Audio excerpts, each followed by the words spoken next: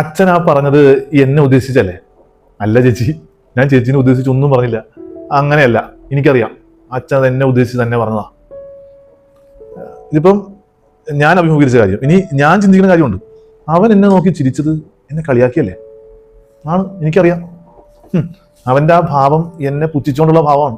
എന്നെ ഇഷ്ടപ്പെടാത്തതുകൊണ്ടാണ് അവൻ അങ്ങനെ നോക്കിയിട്ട് പോയത്. ഞാനും വിചാരിക്കാറുണ്ട്, നിങ്ങളും വിചാരിക്കാറുണ്ട്, എന്നെ കുറിച്ചും വിചാരിക്കാറുണ്ട്, ഞാൻ മറ്റുള്ളവരെ കുറിച്ചും വിചാരിക്കാറുണ്ട്. ഇങ്ങനത്തെ ഓരോ വിചാരങ്ങൾ അത് തിരുത്തി കൊടുക്കാനും അത് അങ്ങനെയല്ലെന്ന് ആരെങ്കിലും പറഞ്ഞാലും നമ്മൾ സമ്മതിക്കൂല. അപ്പം അയാൾ വന്നിട്ട് എന്റെ പൊന്നച്ഛ, ഞാൻ അച്ഛനെ നോക്കി ചിരിച്ചത് കളിയാക്കിയല്ല. അല്ല, എനിക്കറിയാം നീ എന്നെ കളിയാക്കിയാണ് ചിരിച്ചത്. അപ്പൊ ആ ചേച്ചിയോട് ഞാൻ പറഞ്ഞതാണ്, ഞാൻ അങ്ങനെ പറഞ്ഞത് എന്റെ പൊന്നു ചേച്ചി, ചേച്ചിയെ ഉദ്ദേശിച്ചല്ല. എനിക്കറിയാച്ച അച്ഛൻ അത് ഉദ്ദേശിച്ചാ പറഞ്ഞേക്കണമെന്ന്.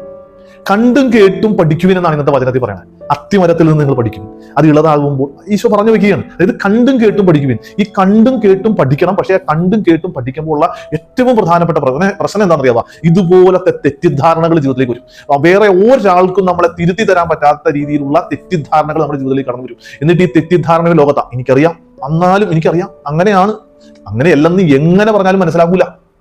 അപ്പം നമ്മുടെ തെറ്റിദ്ധാരണകളെ സമർപ്പിച്ചുകൊണ്ട് നമ്മൾ പ്രാർത്ഥിക്കണം. കണ്ടും കേട്ടും മനസ്സിലാക്കാനുള്ള ദൈവാനുഗ്രഹം ഈശോയെ ഞങ്ങൾക്ക് തരണമേ എന്ന് പറഞ്ഞു.